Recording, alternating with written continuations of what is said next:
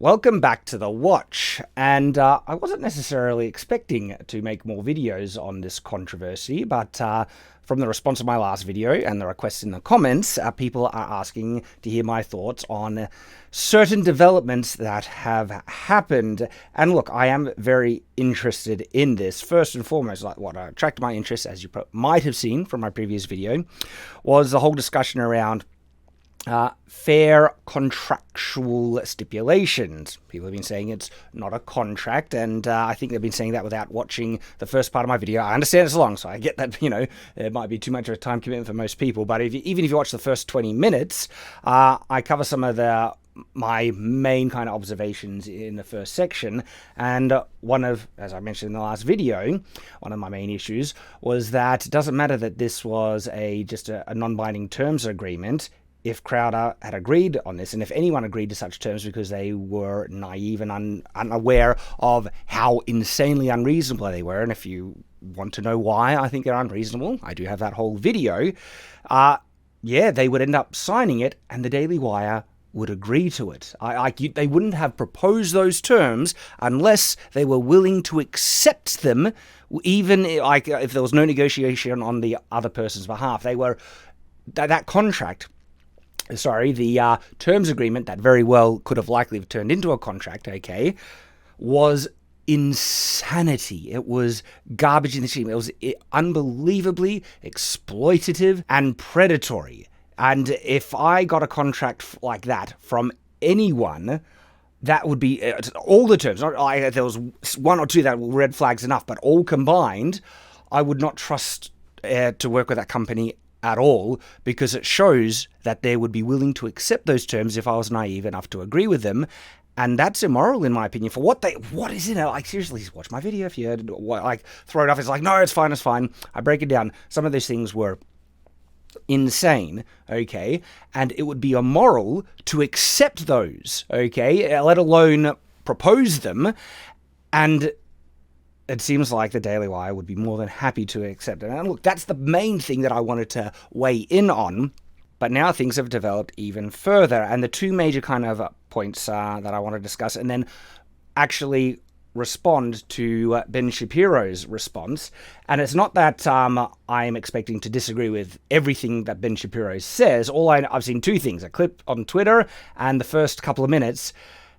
And everything in those small things I've had thoughts to share on, so it seems like I'll have thoughts to share on the entire video. But this is the thing, I actually probably I liked, Daily Wire and Crowder equally, but now I said that, but as I reflect a bit more on it, Daily Wire has more creators because sometimes you conflate creators separate to the entity that are a part of and stuff, but I have huge respect for Jordan Peterson, and I really like, say, Michael Knowles and Andrew Klavan, even though I think Andrew Klavan might hate me because I've responded and disagreed with him and called him out on that, so I don't know what his feelings are on it, but I actually really like the guy. And overall, I probably had more favorable views to the content Daily Wire was putting out than even Crowder's. The reason why I'm siding with Crowder here is just because of the facts of the matter. I had no bias pulling me further in one or the other direction. I legitimately feel like the contract and now how Daily Wire has been handling it, and look, I will address the whole recording and other things like people have issues with. But so far, especially with the contract, holy crap. Yeah. As I said, the contract was dog crap, made me I'd be very reluctant or suspicious to enter into business with anyone who would be willing to even entertain, stipulations like that, and they'd be willing to accept it if Crowder signed off on it. They would never have been like, no, Crowder, this was totally unreasonable. We're just trying to do this to add as a beginning negotiating point. No, the very fact that they were willing to offer it meant that if they sign off, yes, they would have accepted it, and that is not good in my opinion. So the two main kind of things that have come up since my video on this has been it's discovered that Stephen has registered Stop the Big Con, or big con, big conservative. He registered the URL. I don't know. I think Ben breaks down the the timing of it. But I mean, I would be thinking of those things that there might need to be a larger awareness brought to this dog crap contractual terms from the terms agreement first seeing, okay? Even if I know that there's going to be further negotiations and stuff, from that initial proposal with how insane it was, how predatory and exploitative it was, it took me... I take 3 hours going through it all because there's layers and layers and layers of it. And so this is the thing. If you do not think the contract was predatory, you might feel then that a lot of what Daily Wire has done since has been justified, and you would disagree with me. So this, my viewpoint is wholly founded on the context of looking at the contract bit by bit. But even in broad terms, there's some really, like, just dog crap stuff. And not just separate to the thing Stephen raised, and looking at it is actually right, okay? It does penalize him and seem to reinforce the censorship on YouTube and large platforms, and penalize him for getting demonetized on those platforms, even though he's already demonetized. And there were conditions in there that which would rob the entire payment, okay, the fee, as the contract says. There, like, he would lose 20% if he gets banned off of YouTube. He will lose 10% if he gets banned off of Facebook, even though he has these really large platforms and subscriber support and everything like that. Like, I've already made a video discussing it. But from that understanding that this was absolute dog crap, I feel like I understand Stephen's position a lot more. One of the big takeaways about this whole recording the conversation is that you would never do this to a friend. You would never record a friend without them knowing. My honest, like, independent voice, when I had no bias in either camp. Now I guess I have a bias because I hate the contract so much, but this helps me understand the position, right? Like, that contract is not something that you would give to a friend, okay? Where there is contractual, if it was signed, because yes, it was a terms agreement, it was agreed upon, it will become a contract, and if there was no pushback or negotiation, Daily Wire would have accepted it, right? And there were conditions in that have the potential to rob Crowder of getting his merchandising rights back into, like, perpetuity. There was no, it said that they would maintain merchandising rights, and it wasn't for the duration of the contract, which is nuts. I personally feel the money was beyond lowballing. It was undercutting it by half, at least, if not more. But even if money isn't an issue, it puts all the risk and responsibility on Crowder and getting none of the benefits or rewards. In addition, it requires additional work on top of everything that Stephen was already doing, and only sharing a base level, especially for feature content. Like I said, it's a separate video. But that's the type of contract that makes you a slave. And honestly, his wording, Stephen calling it a type of slave contract, I completely agree with. Look at the contract and what it actually breaks down. I've got the video. It is insane. It is a slave type of contract, which Jeremy agreed with. He said work a bit as a wage slave. And he also acknowledged a couple of things, like there's a contradiction in Jeremy Boring's response video, the one that I was responding to, where he says that it was a fair proposal and the conditions in the proposal were fair, and then he says they expected for it to be negotiated past or beyond. This is a fair offer. It's an offer that would have been negotiated. I would have paid him more. The fees would have been lower. Fee would have gone up.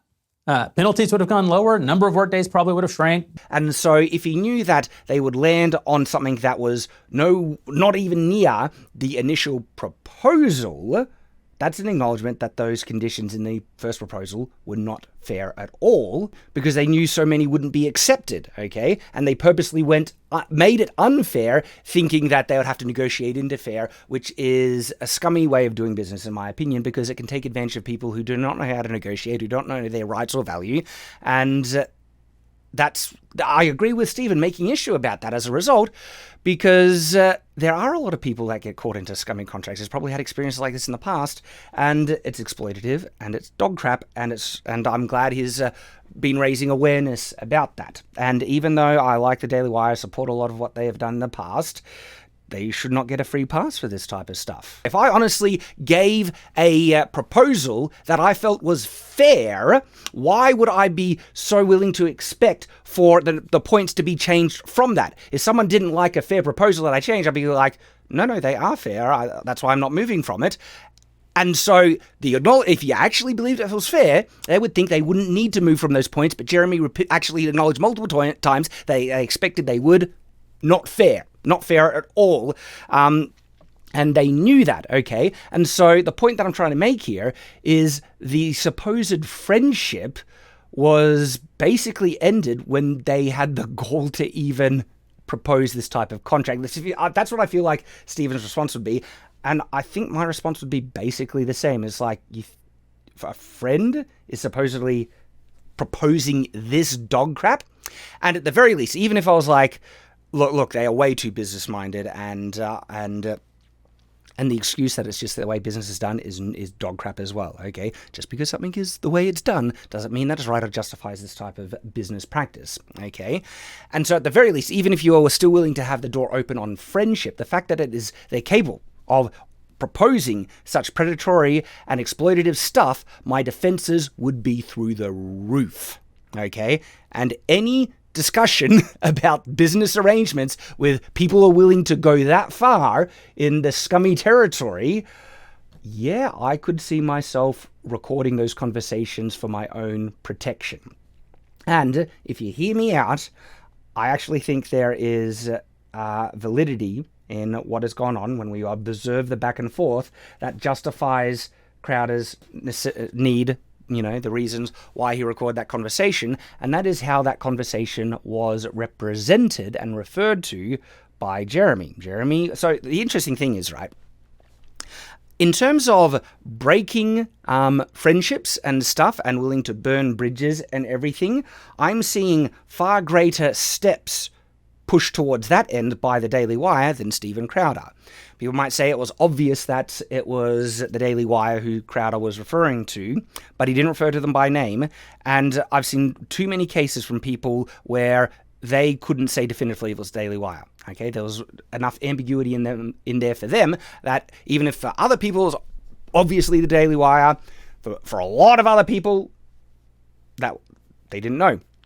And the Daily Wire could have mitigated a lot of these issues by not responding the way they did, not responding, Jeremy Boring responding the way he did, specifically because they could have perhaps acknowledged that it was them, but the fact that they then basically did double down, try to justify the contract as being fair, a perfectly fine thing to do, it's just the way business is done, to me, that has made them look very bad. Okay, especially the hypocrisy that it's a fair contract. If it's a fair contract, then why were you expecting things to move on? And then it wasn't really fair, then was it? And the acknowledgement that they knew that Stephen was worth more, and they lowballed him, all those things, right? That makes them look pretty bad. And there was something else that happened with Jeremy Boring's response. He started to refer to the conversation directly before Stephen did. Okay, and his representation of that conversation seems to have been wrong, dishonest. And then a week ago, in January, Stephen called me. I got very flustered. I didn't expect him to be calling and laying into me the way he was. I'd never experienced it before. I didn't make the best defense of the deal that I probably could have because I was so caught off guard. I mean, I made a decent defense of the structure of it, but I was really taken aback. I accepted the explanation that Jeremy gave of the conversation at face value, that Stephen was very combative and he was very angry, specifically in the claim that Stephen had verbally laid into Jeremy to the point or to the level that Jeremy had never experienced before, and therefore he got very flustered as a result. The most reasonable interpretation of the description of that conversation was that Stephen was angry and yelling at him. And I haven't heard Stephen deny that, okay, but I now have significant doubt on those claims. And if they were wrong, if they're actually wrong, if their conversation wasn't nearly like Jeremy was presenting, how do you then counter or prove that wrong? Stephen also claims that Jeremy said he did not understand his great business mind.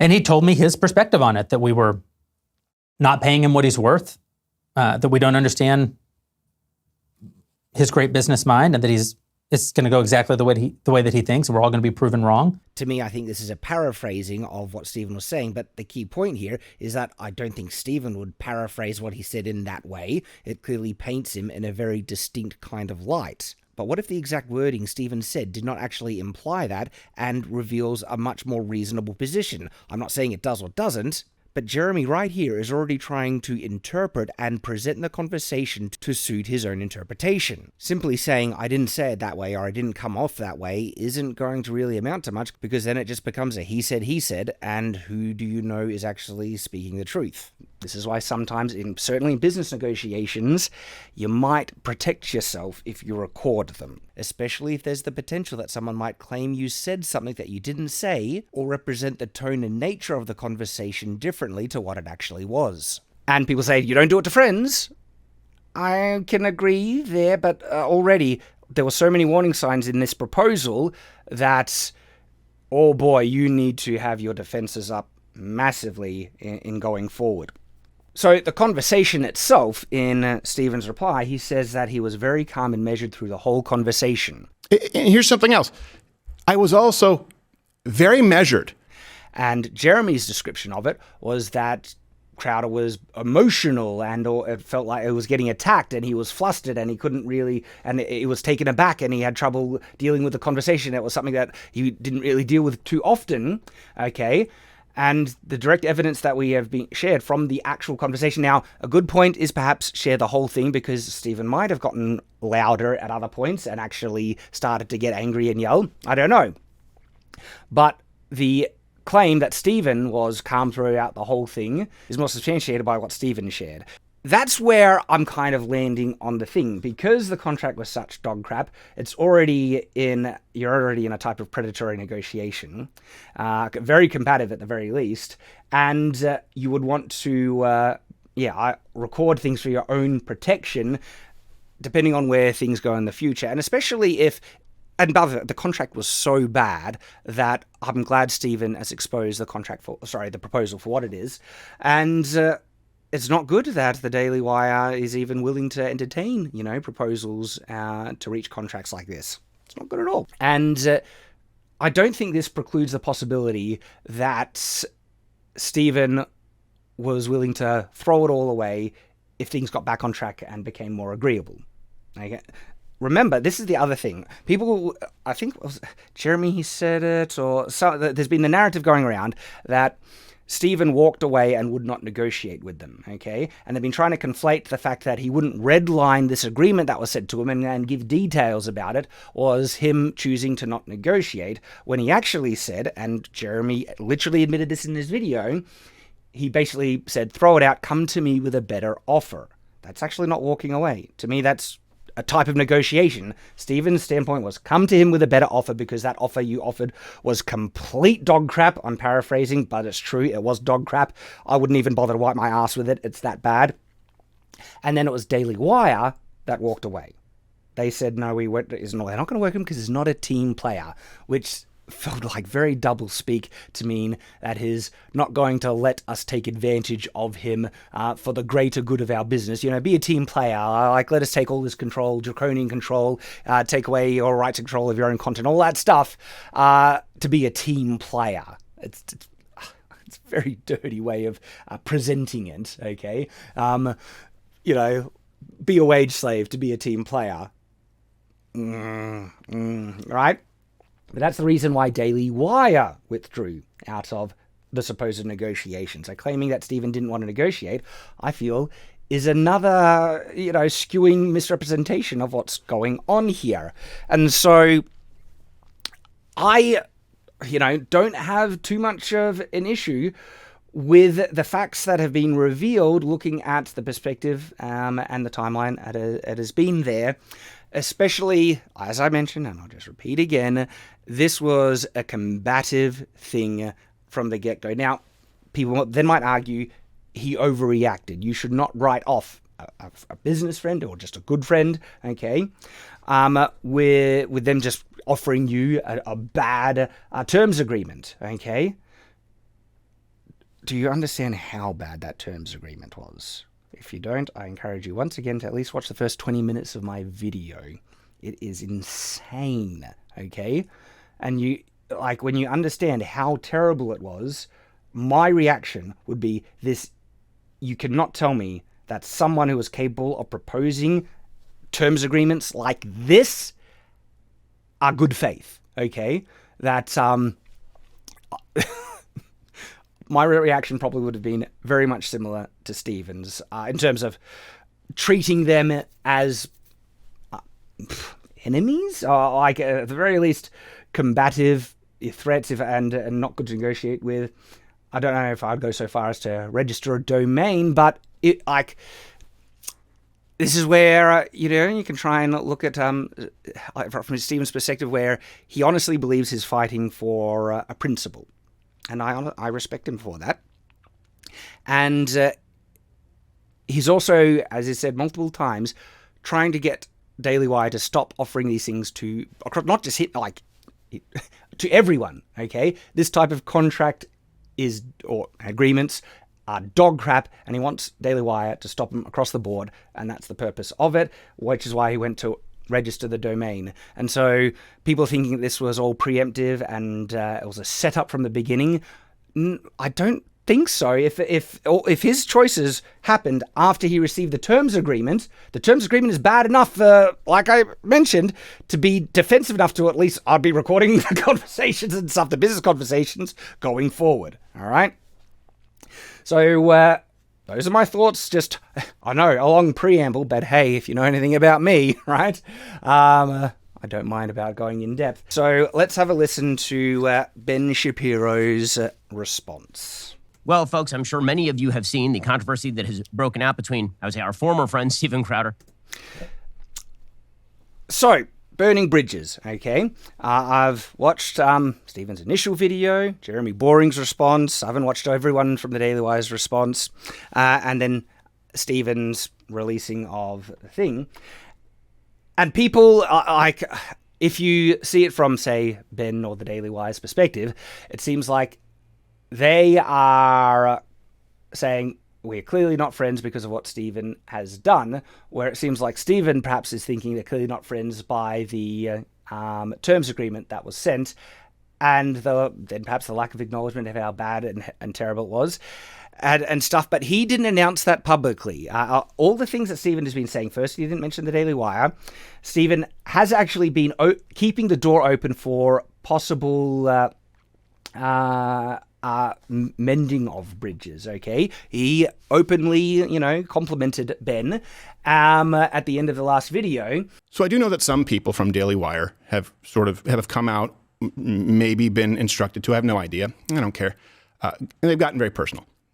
I don't want to do that. These are the only personal things I will say about the people at Daily Wire. Ben Shapiro is possibly the smartest person I know. That's as personal as I'll get.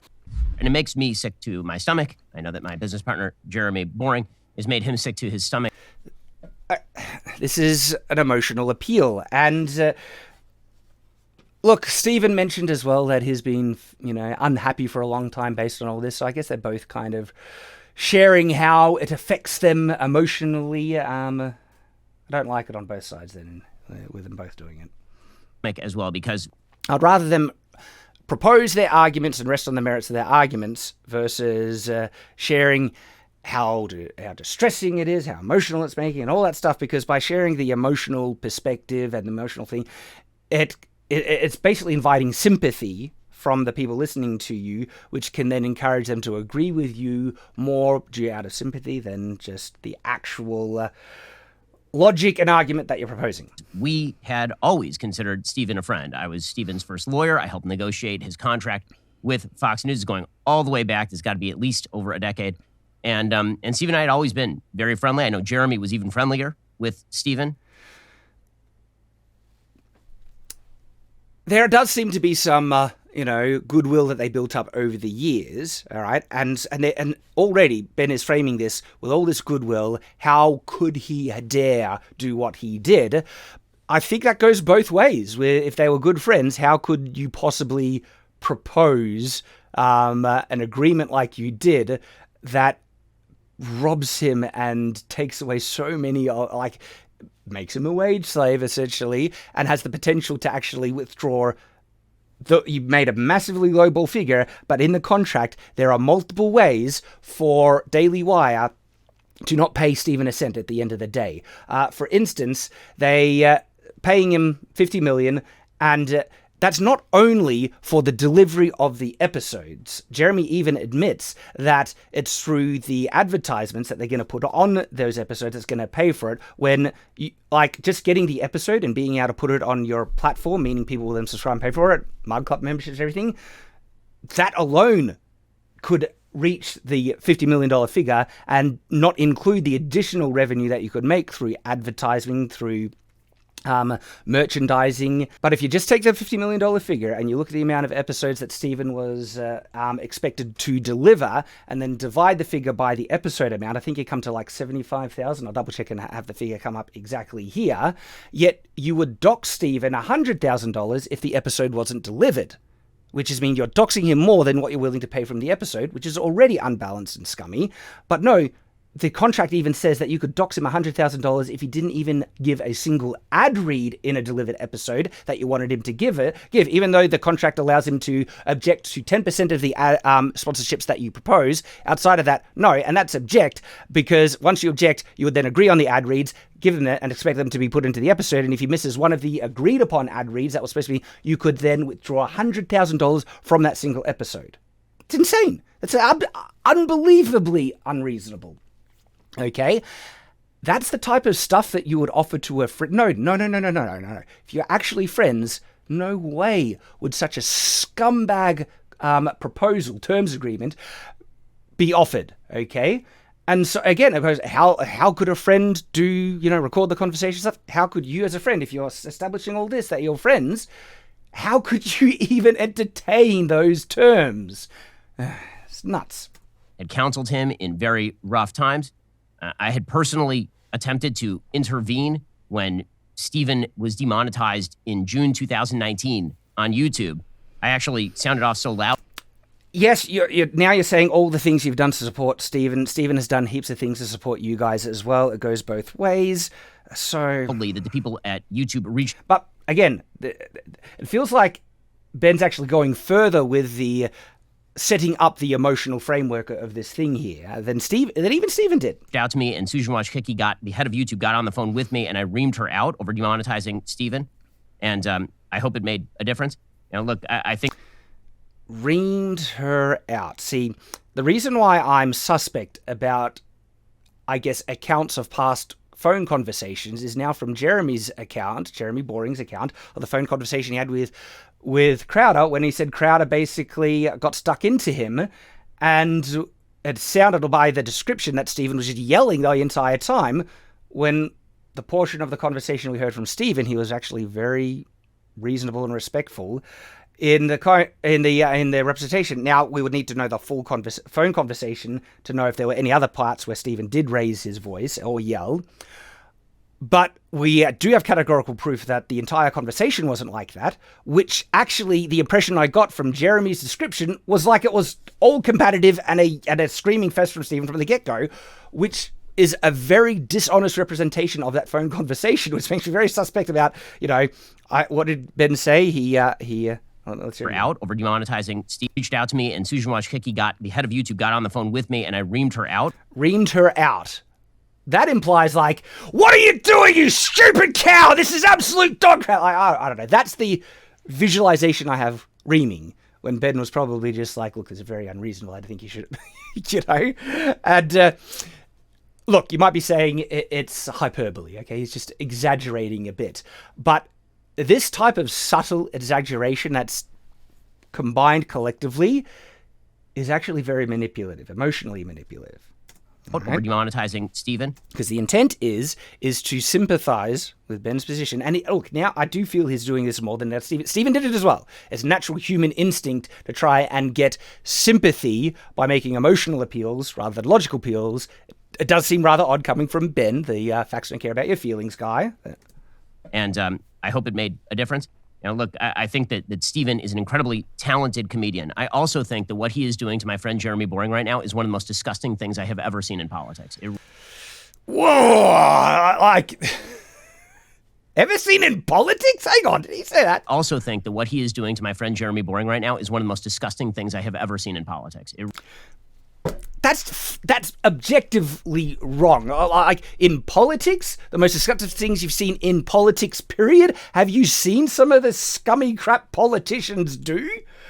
And is it the backstabbing nature that he thinks it's the most disgusting thing? But by exaggerating the offense here to such an extreme degree, do you see what I'm saying here? It's already painting Stephen as horrible bad guy without explaining the facts why. He's just saying horrible bad guy for reasons, I'm offended, and so on and so forth. And this is an extreme description. One of the most disgusting things he's ever seen in politics. That's way over the top, okay? And I feel like the only reason Ben would be pushing so far in that way of presenting it is manipulative. Wow. And then I'm trying to strongman his position where is it that he feels he is backstabbing a friend and that it was a setup from the phone call in particular was a setup from Stephen and that it was a setup from the beginning, registering the URL for Stop Big Con or whatever, everything. Even that doesn't feel like, for me, it doesn't even come close to the amount of backstabbing and scummy crap that you see in politics generally. There's no comparison to the level of evil that politicians have committed. Not a good start. Not a good start. It really is one of the ugliest things I've ever seen. One of the ugliest things he's ever seen. You do know that there's murderers and rapists out there and stuff like that. This is insanely emotionally manipulative to frame it like this. In order to understand what's happening, I think you have to understand a couple of things. So, for those who missed the story, basically, we offered Stephen a term sheet, a non-binding term sheet. A non-binding term sheet is exactly what it sounds like. Okay. I hate this thing where it's like, it was harmless, right? And they're always going out of the way. It's a non-binding terms sheet. The whole purpose of the non-binding terms sheet was to make those terms into a contract, okay? Get him to, and what could have very well happened, if Stephen was if you're an idiot, you didn't know contractual language, everything like that, he could have agreed to it, and Daily Wire would have been willing to accept them. Otherwise, they wouldn't be in there, all right? And it would have become a contract, okay? And so the constant framing it as a non-binding term sheet and not referring it to the fact that it was to lead to a contract and they would have accepted those terms. If Crowder accepted, they would have counted as a win. They got a great deal, a great talent at an insanely low price with all this control over all the content where you get to own the content you produce and force it to make feature content as well. You get to get all the the Mind Club subscriptions. You get to get the merchandising rights, and then you get to potentially get ad revenue if you can monetize it on other platforms, and then you get sponsorships. And you know how much Daily Wire love to flood their content with sponsorships, okay? They get all of that, and potentially, give fees to the amount you're paying Crowder for things that are completely out of his control because he gets banned for things that are not in breach of terms of service all the time, right? The dog crap of that contract, and to just frame it as a non-binding terms sheet that was completely harmless, it wasn't predatory in any way, and then if he says that, if we expected to negotiate from it, all right, is an acknowledgement that the conditions in the term sheet were dog crap and unfair to begin with. Otherwise, why would there be a need to negotiate further? Sometimes there are contracts that are fair from the get-go and people accept without any negotiation because they are fair.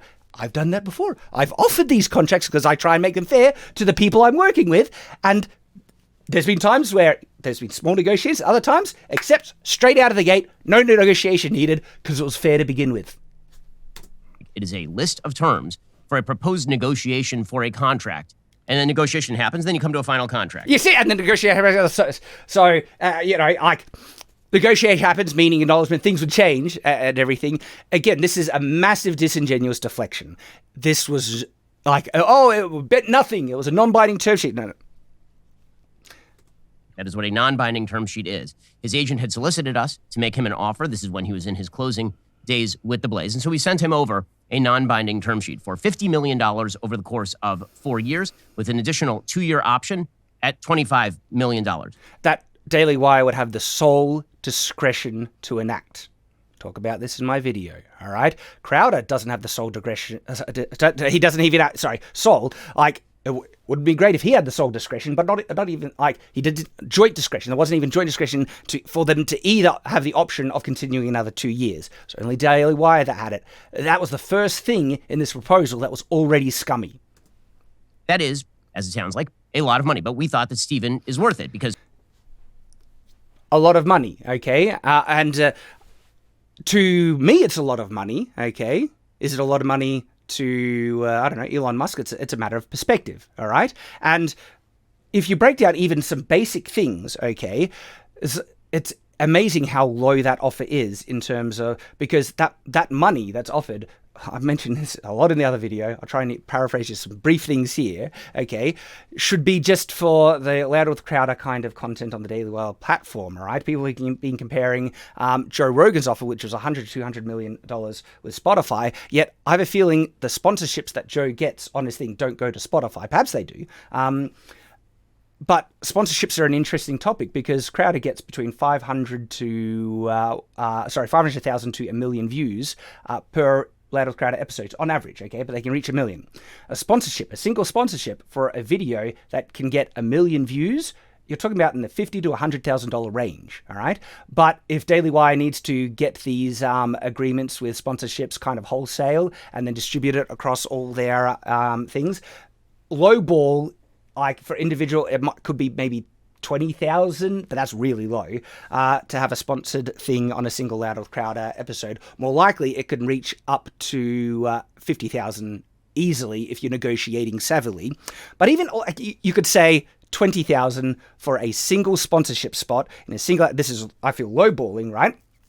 Daily Wire can get up to 4 and 5 in a single episode. Crowder usually only likes to do one sponsorship an episode. But say Daily Wire kind of pushes their averages between 3 and 5, we'll go to 4. Okay, so if we were to go with $20,000 for one sponsorship, so 4 in an episode, so that's times 4, and then overall 192 episodes. Okay, that's a year, I believe. And so if we times that by 192 episodes for the year, that is capable of making $15,360,000 just from sponsorships in a single year. With the $50 million proposal, that actually exceeds the yearly amount. It's $12.5 million a year. Just on sponsorships alone, there's potential to blow past that with the proposal that they are offering, okay? And that's just sponsorships that Daily Wire is collecting everything on. And that doesn't include merchandise. It doesn't include subscriptions like the whole Mug Club stuff and potential ad revenue if any of Crowder's content gets monetized on any platform. So when you take into account things like this, the $50 million is insanely lowballed.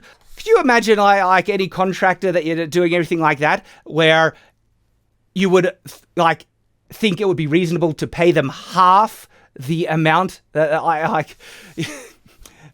what I'm trying to propose here is paying someone half their worth is immoral, especially with the structure and the insane amounts of monetizational opportunity that you would be sinking into the Louder with Crowder brand. It is not generous. And from my perspective, you think that they want people to focus on the big figure. It's $50 million. How insane is that? When you realize that they could blow past that $50 million in return on investment just with sponsorship content, and that's lowballing with $20,000 per sponsorship with 4 sponsorships an episode. You can blow past the figure, right? So if we go back, times that by 4 years is $61 million that they could get return on just with sponsorship content. That is, as it sounds like, a lot of money, but we thought that Stephen is worth it because Stephen is, again, an incredibly talented guy with a very, very large following. The framing already, that was a lot of money, but we thought he was worth it, which means they're already framing that this was a generous thing to even offer Stephen, and then by framing it a lot of money to the regular person, because the regular person is a lot of money, they're already trying to make this feel like they were being generous and reasonable when they were not. And if you want to hear the actual terms of the term sheet, all you have to do is go to the description on this particular video or head on over to YouTube And you can see my business partner. Oh, I've done that. And it makes you guys look so much worse. And I have a 3-hour video breaking it down. Jeremy Boring, read the terms word for word. And they're hoping people won't look into it enough, because the way Jeremy proposes it, again, comes off as actually quite manipulative by thinking this is just standard business practice, is reasonable. And there's been a lot of people who's watched my video thinking I actually was getting kind of suckered into the way that, they were proposing. That's what Jeremy, like the Daily Wire, wanted with that.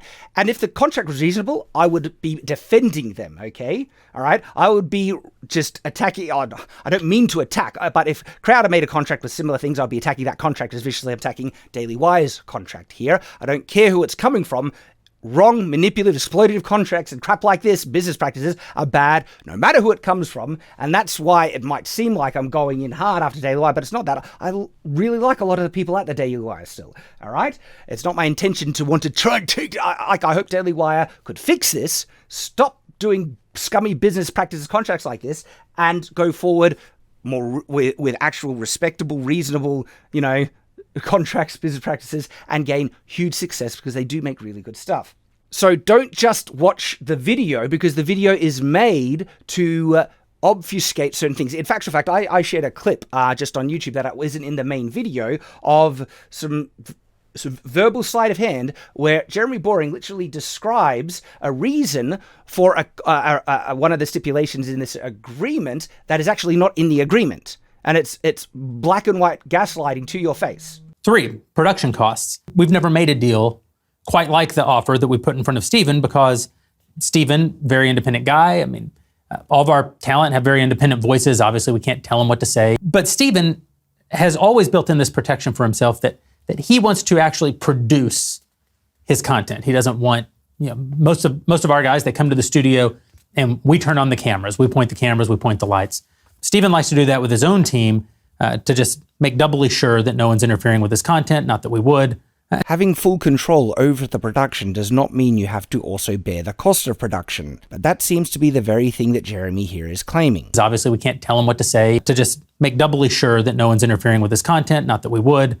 And so we anticipated that, and we said, Crowder will bear the burden of production. This really comes off as a disingenuous excuse to just palm off the production costs onto Crowder so that Daily Wire doesn't have to cover it. Crowder retaining control does not necessitate him having to bear the cost of production, and conflating that it does is very disingenuous. Nor does it say this in the contract, nor does it give any additional protections. This stipulation literally says that he must bear the cost of production, but it does not ensure him the protection to have full creative control over the production. Neither does it work practically, even though that Stephen would have to bear the cost of production once he hands in the finished video file or uploads it. Daily Wire owns that content, and they have every legal right, according to this contractual proposal, to edit and cut things that they don't want in it. And this stipulation does not protect against it at all, and claiming that it's a perfectly reasonable stipulation to include in a possible contract, explaining that it's going to be added in to give the client more creative control over the production, while actually showing the contract proposal not saying that it's going to give that additional creative control, is just massive gaslighting and very dishonest. What I hate even more about this part, right? He seems to be framing it like there was just no other... Well, our hands were tied. He wants the freedom, so we have to put in this clause to give it... You didn't say... Of course you could say that Daily Wire will cover the cost of production, but Stephen Crowder will retain the rights of creative control over everything he produces, okay? It's that friggin' simple! To me, this is a sign of very severe gaslighting and manipulation, where, well, this is the reason why we're doing something, but it's not achieved in the actual agreement in any measure, and so therefore it's not there to achieve that. So you're describing something with the intent to give a false impression of what's actually there. All right? So don't just rely on watching the video. I would suggest you watch my response to it if you want to hear a different perspective and reaction to it. Stephen's original video in which he attacked us. So this week, Stephen attacked Jeremy Boring and attacked the Daily Wire, and He didn't name the Daily Wire, okay? They could perceive it as an attack, and people might be saying it was so obvious that it was an attack, and I thought it was clear. Look, the people top of the list was the Daily Wire from that, and I also explained it as a bit of a shot across the bow, but he didn't name by name, and there was enough ambiguity and everything, and he didn't try, like, wasn't making it personal. This is the Daily Wire, they're bad and evil, and that first thing, okay? And to say it's a full-blown attack, the way that Ben is describing it, is not the case. It's not that at all. It wasn't a full-blown attack. It was exposing a legitimate problem that does exist, and I'm glad he did, okay, with the hopes that what would have been great is the Daily Wire said, yeah, it was a scummy contract, we'll stop doing it. And I hope they wouldn't lie about something like that. And that'd be over. Nothing needed to come to public, everything like that. Or they could have just not, they might have felt they were put into a corner by Stephen, because he says that if they don't do the right thing, he has the receipts and then he was going forward. That could be perceived as a threat, therefore an attack, okay? It didn't reach that point yet, and I don't see it as such an extreme, an attack the way they're saying it, the way that Ben's framing it here. Suggested that if we had essentially offered him an enslavement contract that would have robbed him of all of his freedom and made him subject to the whims of big tech and all the rest of this kind of bull. It's not bullcrap. I agree with him. That's an accurate description of what that agreement proposes. Absolutely. And it's just not true. Jeremy, unlike Stephen, read the entire text of the term sheet on the air. And it was dog crap. Just reading the term sheet just made it look worse. That's self-validation, but Ben is appealing to that. And so it's about a 50-minute video, okay? And so people who do not want to be bothered watching Jeremy Boring's video then might just take Ben at his word here. That's like, well, they disproved this other video, I won't go there, but I trust Ben, so I'll just accept what he's saying here as true, when it's not at all. I made a 3-hour response video breaking it down, not in the least, okay? And even Ben's flippant, brief, lip service to what Stephen was saying here, just because he said it sarcastically doesn't mean that it's not accurate. It is. Even his wording is accurate to what that agreement proposed. And goes through it piece by piece and explains exactly how it works. And exposes how bad it is. And in short, all the contract says is, we are offering you this gigantic sum of money, and if you start to lose money for the company and for yourself, because you lose YouTube, for example, then we both lose money, so you lose some money. I mentioned this in the video, I'll phrase it here. Ben is trying to pose this as completely reasonable. We offer you use money, and if you lose this money, it's like, yeah, but you're not going to share additional money that Stephen brings you well and above the 50 million that you're offering him at all, okay? That's why that's unfair. That's why it's dog crap, okay? You're going to penalize him for all these things, all right? But you're not going to share all the benefit that he could bring well and above the 50 million, which would easily over and exceed that, okay? So they try. I find it so interesting that something that Jeremy says, like, it's just business, everything like that, when they're trying to ignore, and this is a more common business standard, that people who are going to gain all the benefit should bear all the risk, okay? I mentioned this other video again about this is why worker co-ops are bullcrap, because the people who create the business bear all the risk, put all their money, investment, everything like that. They at risk of losing it all if the business goes under, but if successful and profitable, they deserve getting all the profits as well, because it's theirs, they built it, all right? And the same principle should apply here, but they're trying to basically ignore a standard business practice here that, no, we're going to push all the risk onto you and keep all the profit and benefit on us. And that's friggin' bullcrap. No. If you wanted to pay him a lump sum, all right, then it's just lump sum, and if it's over or under, that's it, okay? Very more likely it's going to be well over. Even if it was 100 million, there's huge potential of Crowder bringing more than that back to the Daily Wire. But, the framing that it's just like this. We are, and summarizing the entire agreement to these things is just dog crap. That they're ignoring such exploitative crap in that agreement by just summarizing, look, it's just, we pay you lots of money, and then if you, well, as Ben is saying, if you lose this money, then you won't get paid as much, is essentially how it's summarizing here. Very crappy summary. Because this is typically how contracts work. On this show, for example, if I lose advertisers and the revenue of the show goes down, then I lose revenue personally because the revenue of the show has gone down. But hang on, Ben, you're a joint owner in this as well. I have a very strong suspicion that if you do something that gets a lot of money, you get an additional payment or shared revenue or anything like that. I'm pretty darn certain that Ben will be gaining additional, profit from making something that succeeds even further, and if Daily Wire succeeds just across the board, even if it wasn't attributed to him directly. All right? So and even then, even if he didn't, just saying, oh, I'm happy to accept this bullcrap condition, so therefore you should, is not validation to justify it in any means. So again, if you want the details, the legalistic details of all this, you can check out Jeremy's video. It Or my video. is absolutely comprehensive and irrefutable because, again, Irrefutable!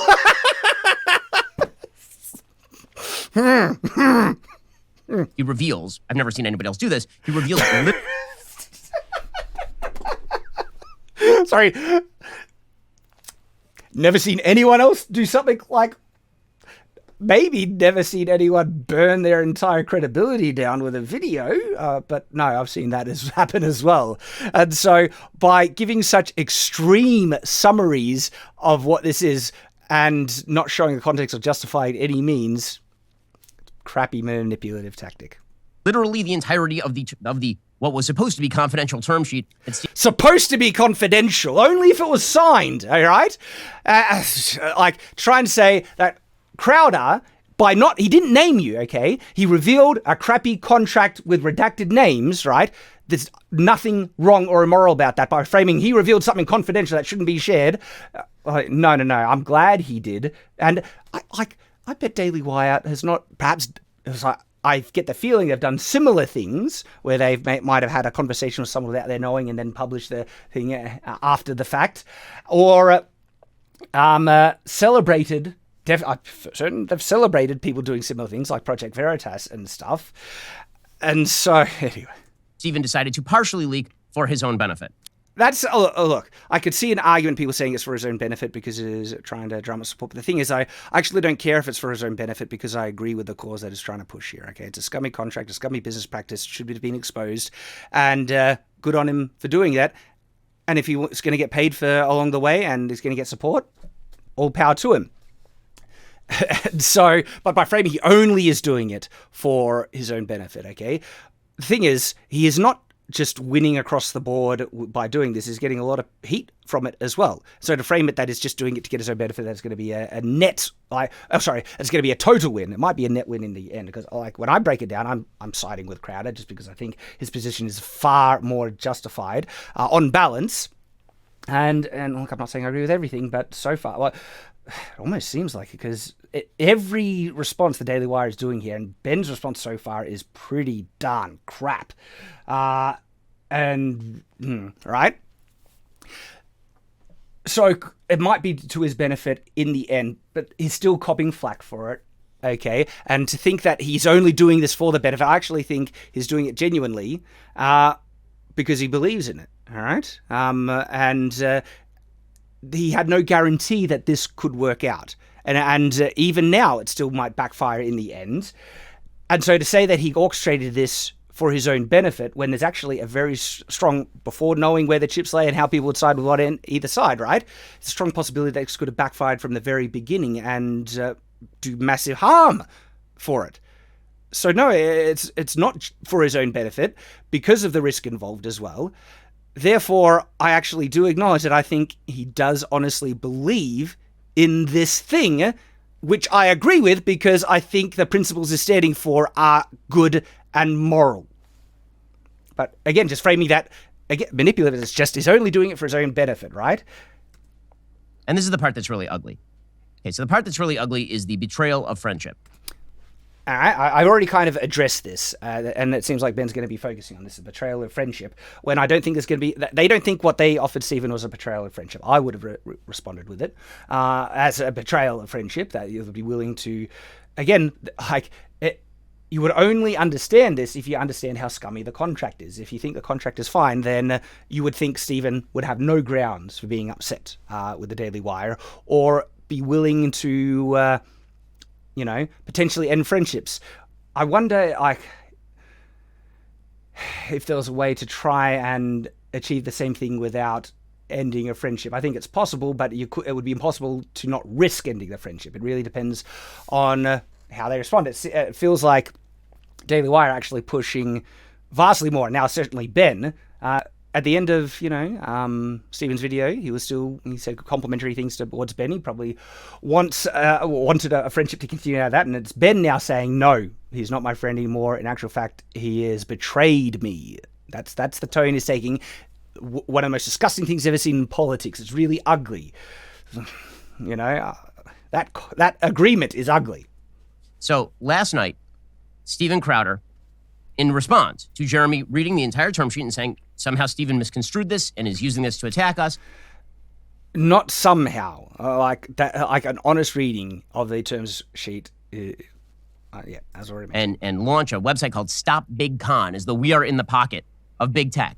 We are in the pocket of big tech. We who have invested literally tens of millions of dollars building alternatives to big tech.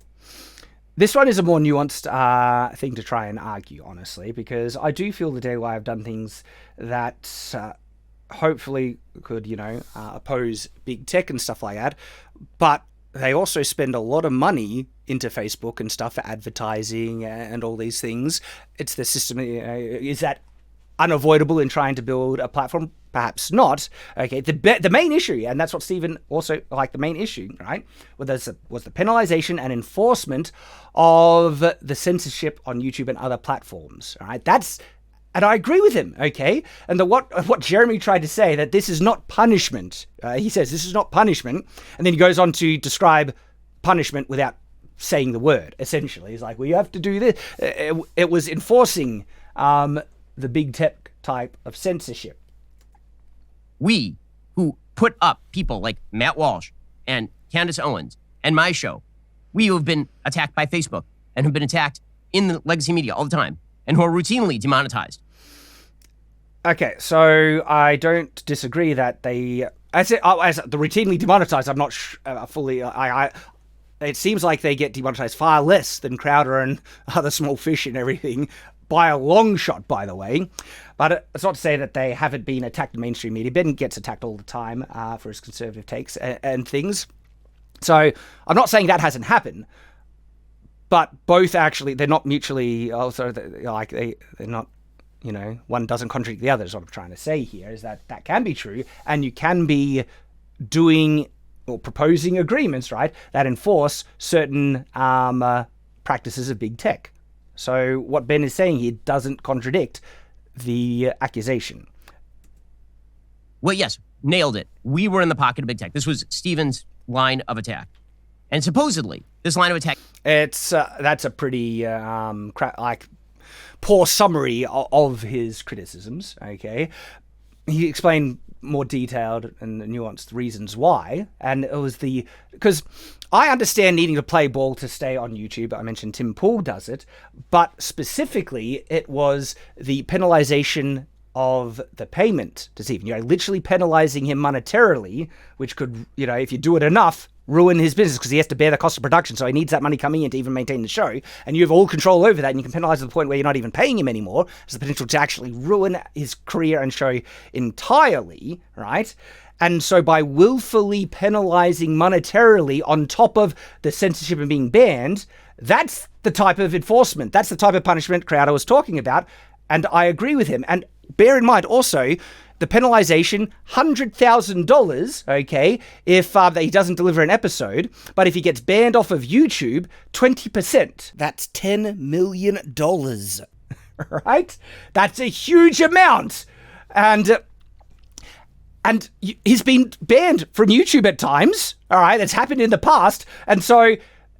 And sometimes for things that don't breach terms of service, it's almost, from Stephen's point, that would almost be a guarantee that, because you can't avoid getting banned sometimes because you can't predict it because you don't know what you're going to say. And so it's almost a guarantee that, I should just accept that I'm going to lose 25% of this proposal if it was to go ahead as written, which the Daily Wire would have accepted if Stephen didn't bother, try and push back on it. And there are people that don't, and they don't know, and, probably accepted terms like that. That is insane. Okay? And so it's not, they could have said that, achieve what they want, where we need you to try and play ball, okay, where we want you to be more cognizant of the terms of, the platforms and not say anything that is in breach of it. And that's what he already tries to do, by the way. and save it behind, private content. He's got the piss off YouTube segment where then they talk freely. And a lot of people do that. Even Tim Pool's doing it now. Daily Wire is doing stuff like that. All right. And just say, to your best ability, do that. But then if you get banned, well, guess what? Wouldn't it show true, an actual team playing attitude who said, we'll still support you, even if you, especially if you get banned for things outside of your control. That's on the thing you would expect from friends, especially, right? So if you get banned, we'll support you. Your content is still hosted on Daily Wire. That's where people can get access to it. And this proposal is to give you a safety net in case of getting banned and censorship. Where far from just saying, don't knowingly do things against terms of service that get you banned in an agreement like that, which they could have done, and I would have been okay with that. They instituted full-on massive penalties in the orders of millions. And by the breakdown, by the way, it was 20% for YouTube, 20% was Instagram or something like that, and then 10% for Facebook, and 10% for something else. Okay, you were already up to 60%. If he suddenly gets banned off of those platforms simultaneously, which we know has happened, like to Alex Jones, where they collude and do it, he could suddenly lose 60% of the $50 million like that. And that's the Daily Wire choosing to do it, reinforcing the ban. Okay? The penalties, the detriments that come from the ban. That's insanity. That's why it's a type of framing in such a way that you're in bed with big tech censorship, because you are enforcing their penalties on top of what all the penalties that come from the big tech. So that came from that term sheet, right? The idea was that the term sheet was doing the work of big tech because the term sheet suggested that if he got demonetized from YouTube and we both lost money, that he would also lose money. How much money would you lose if you got demonetized off YouTube? Because Crowder's already demonetized from it. Okay? Like the fact they're trying to say these bans will absolutely lose us money, right, is disingenuous, because the whole structuring of what Crowder's been trying to do is to actually maintain his platform even in the face of bans. And he has a huge following on Rumble. And then you have Daily Wire Plus, which Mug Club would have obviously been integrated into it. Mug Club, subscription, stuff like that. All right? And so say Stephen gets banned off of Facebook, which into the terms of the agreement, or that was proposed, he would lose 10% out of the payment. All right? 10%. That's $5 million. That's a lot of money. And remember, the $50 million is already lowballing, okay?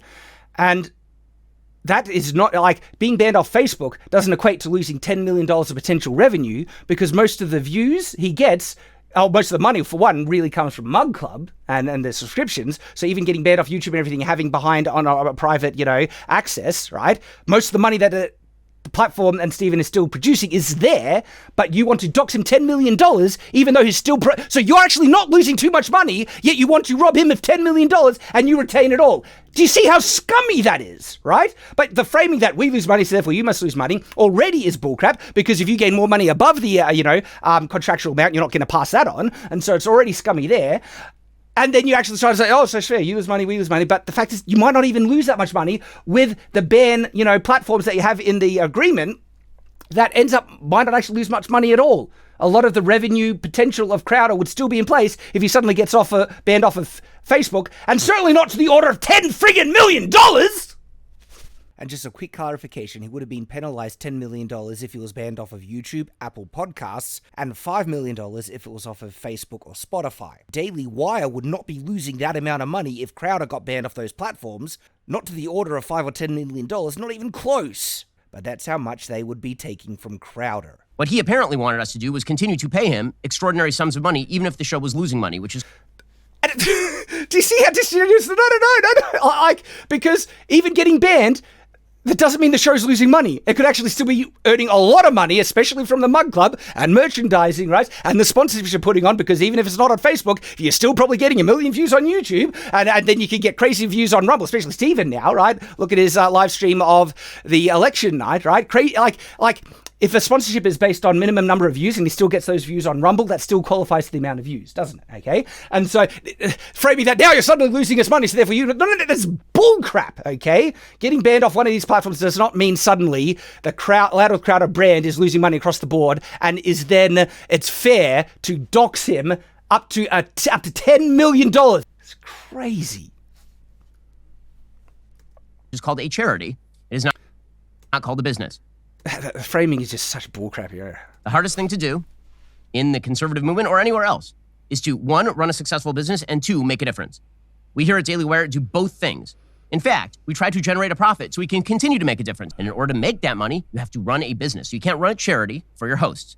That apparently is what... See, now he's equating Stephen's objections to him demanding that they run a charity for him. You know, the host, potential Stephen would have been it. That's just such a bullcrap way to frame it. It's not... What Stephen wanted, but Stephen decides that this is supposedly his story. And do you see, if you didn't know the context of this whole situation, you're just taking this at face value, you would of course be thinking, what is Stephen doing? This is insanity. He's wanting Daily Wire to run a charity case for their hosts and stuff. And so I don't blame people like actually agreeing with Daily Wire if they don't know the full picture. But I've looked at the full picture, and I have no bias to go for one or the other. But when looking at the full picture, it is clear beyond a doubt that Daily Wire is massively in the wrong here. Is that he was so offended by the term sheet, he just had to speak out. He had to stand up for the little guy, right? Yes, I agree. Good on him for doing that. Okay, there are a bunch of problems with this. I was willing to stay silent on all of this. Seriously, it would have been way better if Ben did, because Ben has done some really good things in the past and everything, and I didn't want to have to make this type of video, all right? The whole thing about, you know, harming the movement and criticizing infighting and stuff like that, like, for me, if it's based on principle, you should stand on principle, okay? Even if they're batting for the same team, you don't make a concession just because you might, and they're still, like, you would like to think that they're still going to work towards the same ends, okay? And if they truly were wanting to be team players and everything, like, Stephen raised legitimate problems that I actually agree with, okay? And Daily Wire is trying to double down and not acknowledge any fault at all. Period. And they're trying to frame Stephen as this manipulative, unreasonable, entrapping, money-grubbing kind of, schemer and stuff. And it just makes him, it's really sick to the stomach and all that. But to me, this is vastly different from the left eating itself, where, there's no level of purity that is acceptable enough, and they always go further and further, and you can't, trigger anything like that. Where I think the objection Stephen is raising is standard principles that you would hope people who are all, on the same side would support and agree with. And it's interesting the way that Daily Wire is framing it, because if what Ben was saying was actually true, they would be in the right, which is why they're not acknowledging the actual objections that Stephen has raised about all of this. Generally speaking, and not get into the weeds and not get into Stephen's... But it still would have been better from the get-go if Ben just shut up on this and let it... It at first was a disagreement between Stephen and the Daily Wire, okay? And he could have had good terms with Ben still, all right? And he openly, compliments several people in the Daily Wire at the end of his last video. And that, he could have just left it there, disagreement between Stephen and a business. But now Ben is saying, no, this is an attack on... And if it's a daily attack, it feels like attack on Daily Wire, therefore it's attack on me. He's showing it and presenting himself as being personally offended here. And so it's a bad move because Daily Wire is in the wrong, and the fact that Ben is trying to defend it in some pretty crappy ways so far with this video, it's not a good look. And my advice, not like if they would listen to, small fish like me, is for other people at Daily Wire, just shut up, okay, Jordan? And who has it? I think Michael Knowles, he just kind of mentioned something snarky on Twitter, but didn't really dive into it too much. Andrew Clavin, don't even get involved with it. Would it be better if Jeremy Boring didn't say anything at all? Like his video response was such dog crap, it made him look so much worse. And that did, basically invite Stephen to do his response, didn't it? Okay, and if they really wanted to de-escalate things, that was not the right move. And you think this is going to de-escalate it, Ben? Now you might say, Stephen is escalating because he's the one who's initiated it and everything. Like, again, he didn't mention the Daily Wire by name, and they could have just tried to sort it out under the wire, and people would speculate. And even if you think it was definitely the Daily Wire, if the Daily Wire then comes out with good contracts in later on, and you see Stephen working with and stuff like that, then it's like maybe it wasn't them, and they could have saved a lot of face, right? And I agree, it was good that Stephen outed the contract crap, and he didn't mention the name, okay? And so to try and say that he made this as a direct attack against the Daily Wire to try and take him down, not nearly to the extent that framing it such a way implies. Personal conduct, until the point when he personally recorded a phone call with my best friend, Jeremy Boring, and then proceeded to release that publicly. So I've already kind of talked about this, right? Ben is trying to say that this is so far across the line. All right, obviously there is a line or a place where it gets, point where Ben's happy with it. It's been perfectly fine with, Hidden Conversations by Project Veritas. Stephen has done this type of stuff before. And so is it because it's the friend thing? Okay, I've already explained my take on it, that the fact that this is already a very combative and disagreeing kind of thing, and I think Daily Wire was doing something immoral by what they were proposing in this agreement, okay, I would be recording conversations at that point. I think so, I was not sure earlier, but as the more I think about it, I probably would, okay? And then the fact that the conversation seems to have started to be misrepresented by Jeremy Boring, right? I got very flustered. I didn't expect him to be calling and laying into me the way he was. I'd never experienced it before. Wouldn't that be the point where it's like, well, I can prove you wrong, I have the receipt right here, okay? And I wonder, because people have conversations all the time and people refer back to them, they said this, and it was a private conversation and people don't have any issues. I've never seen anyone mentioned, offense that someone said something, because I guess there's plausible deniability because it's not so directly recorded. But if it's okay to talk or reference about even private conversations by stating he said this exact word thing, I do wonder then, okay, to what point has it become not okay? And for the friends thing, I can see that vastly more argument that you don't record friends that are expecting, privacy in a conversation and stuff. But Daily Wire are the ones who've been saying that, it's just business. Well, actually, they say both. It's business, but we're dealing with friends. It's just business, dealing with friends. You don't know my opinion on it. I don't think such an agreement you'd ever offer to a friend, okay? And it shows that Daily Wire it's all business, right? And recording business conversations, right, is a vastly, different thing. If Ben was saying he dared to record a business conversation that we had versus he recorded a private conversation he had with a friend, both sound very different, don't they? That is disgusting. It is disgusting, and it is vile on a pure human level. Laying it on a bit thick. I can understand being offended by, I guess, its perspective. I would like to know where Ben's line is, where it's okay for Project Veritas and things. Is it the...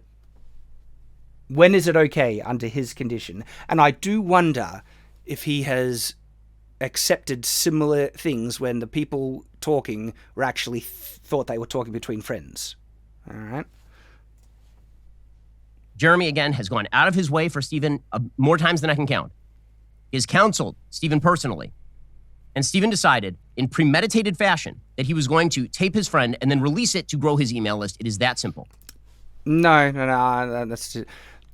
He did it. My reading on it, and perhaps I'm being too charitable here, was in response to Jeremy's claims of the conversation and the counter, okay? By trying to say it was a reasonable contract, Stephen has Jeremy Boring on, being recorded saying that it actually wasn't reasonable, that it's actually closer to being a wage slave, and that they're okay having their employees operate as a wage slave to a certain level before they then go on to earn more money and get more and everything. But Jeremy has admitted, not only that, but in his response video as well, that what their offer was basically dog crap, that they knew it was unfair and unreasonable. Then they claim it was fair, but then they acknowledge that, no, we expect to negotiate past it, and they all that stuff, okay? So they unknowingly acknowledge. Because if it was Stephen's intent to only grow his email list and everything like that, and releasing the tape, helped that out so much, wouldn't he could lead with it, and I think he's aware of the risk involved with doing that. He's getting flack for that, and a lot of people saying it was across the line and completely unacceptable. like, I have more trouble determining that because, again, I think in the same situation, I would be recording those conversations, you know? And I'll show you the timeline here, because the case here is that, again, this term sheet that he got, he was so offended by it, he just had to speak up. He couldn't be held back any longer. He had to speak up on behalf of the little guy. All right. Belittling that narrative doesn't undermine that could actually be true. I'd like to see Ben address the possibility, like... Okay, I'm going to read you the timeline of what happened during this negotiation and when he decided to tape his supposed friend, Jeremy Boring. So here is the timeline here. October 5th, 2022 is when we sent Stephen the supposedly evil term sheet. It is evil. It's dog crap. So evil. So you would imagine. I just the phrase. It's so evil. He's trying to be. It's so it's dog crap. All right. So at that point, I would already be thinking, holy crap. If I don't put up any objection, this is a company and people who would be willing to accept these terms happily. In fact, they would be over the moon if I didn't negotiate any of these terms, and they'd count it as a win. I would think I'm dealing with unprincipled people just right then. I would reject it like that. If I got given this type of agreement, not even, good enough to wipe my ass with. That's how insulting this would be. I'd feel insulted, and I'd feel like I'm dealing with predatory people who are willing to take advantage of me. All right? That's if you're going to say, no, they would negotiate, I expect to go on. Okay, the fact that they're willing to even propose that, you know they would be happy to accept those terms if Stephen didn't negotiate it. That's such a crucial point to understand and acknowledge that, again, I do not believe that if Stephen says, yes, I agree, and then I would do not believe that and then come back to him and say, well, we need to actually improve this contract because this stuff is ripping you off, Stephen. Like, seriously? That would be, the thing that seemed to be claiming by saying this is just a starting point, right? It's meant to be negotiated. Stephen, the supposedly evil term sheet. So with that understanding that this is an evil term sheet, okay, perhaps it might validate certain reactions that Stephen did have. Or perhaps just because, I don't think he decided to go nuclear at that point. Well, we'll see about the timeline. I would already be very defensive at this point and know that I'm dealing with bad faith actors. So evil. So you would imagine that if the term sheet was that evil, October 6th, he couldn't have held back. How could you guys do this? It would be just October 5th. Well, I mean, one of the first, I would, like I said, really defensive at this point, even recording things. It's not like I would go nuclear yet. I would want to see perhaps all right, how serious are you guys about this crap? Fifth is when we sent him this term sheet offering him $50 million over 4 years plus a 2-year extension for $25 million. They're going to say the $50 million figure a lot because the average person, that sounds a lot. And it's trying to frame the thing that you would be greedy to turn this down, right? Even if it's insanely undercut. And the fact that, Stephen has to bear the cost of production in a lot of this. So for the production of Louder with Crowder, okay? And so suddenly, instead of saying 50 million, you've said 12.5 million a year, right? That suddenly doesn't sound nearly as large. And if you consider the cost of production and all the staff that he has on board, right? It's like, And then when you actually consider the amount of money that could earn in a year, not nearly as, but they're going to say, instead of saying 12.5 a year, they'll say 50 million. It sounds bigger, okay? Basketball player type money. On November 2nd, Stephen called up Jeremy and said, I want $30 million a year and a bunch of changes to the term sheet. I'm not going to redline the term sheet. I'm not going to edit the term sheet. I just want you to send me a brand new offer. Okay. On November 6th, 4 days later, remember, this is after he's already sounded off. He's got the term sheet. He's had it for a month. November 6th was election night. You'll recall, if you're a Daily Wire fan, Stephen Crowder appeared on our election night coverage. Everything was very friendly. Everything was very chummy. Everything was great. It'll be interesting to see where this goes on to, because maybe I might need to listen to this a couple of times because I'm focusing on what he's saying and then the numbers kind of go out of my head here.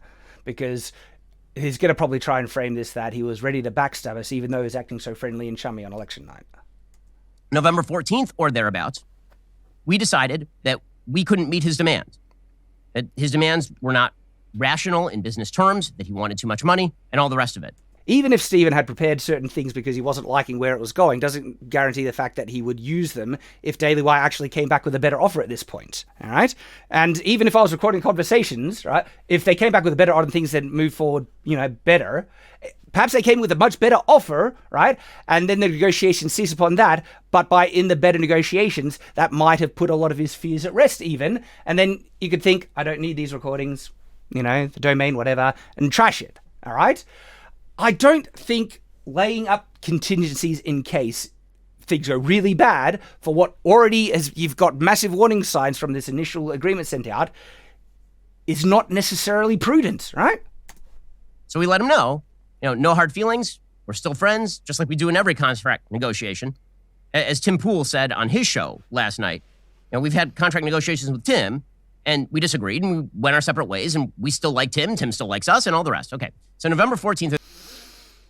Doesn't mean the contract you proposed might not have been absolute dog crap and also immoral, okay, just because someone else decides not to make a fuss out of it. They're about to be told, Stephen, that we couldn't meet his demands. Fast forward another month, December 12th, he registered the site Stop Big Con. So that's after. He says fast forward he registers the thing after all that, okay? So I was wondering if they were going to try and reveal that, he registered before, election night, which means he was being all scummy. Because Stephen did say that in his announcement video, he'd been thinking about it for a while. This has been a long time coming. This is a conversation that I've actively avoided, sidestepped, and I've hoped and prayed that it not be necessary behind the scenes for a long while. So the fact that Stop Big Con was registered, was he's saying December sometime now, I think, is not contradicting what Stephen was, framing. Hey, that's when he registered it. Remember, October 5th is when he received the terms. November 14th is when we said we could not meet his demands. December 12th is when he registered. Well, why is that shocking? Doesn't this make sense?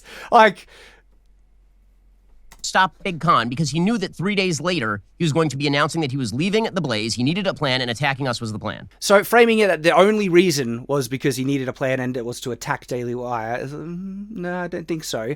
And look, I don't begrudge Daily Wire, you monetize your fighting for the cause all the friggin' time, all right? Trying to say, so wrong for Stephen to wanting to try and monetize a cause that he wants to fight for is somehow wrong, and it's only and then saying it's only doing it for the money is like saying, you, Ben, you're only, claiming to be a conservative to get the support, the Daily Wire subscriptions, and the money, right? I don't believe that, but then saying that about Stephen seems a bit hypocritical. December 15th, he announced he was leaving the Blaze. A month after that, he texted Jeremy in friendly fashion. A month after. So yeah. And this is the point where there is an argument to say this was premeditated. If things got so bad and Stephen wants to expose the bullcrap, that crappy contract and everything, I can understand why he would want to try and get something recorded to back up perhaps other things that were said previously if receipts needed to come out. To ask if they could talk.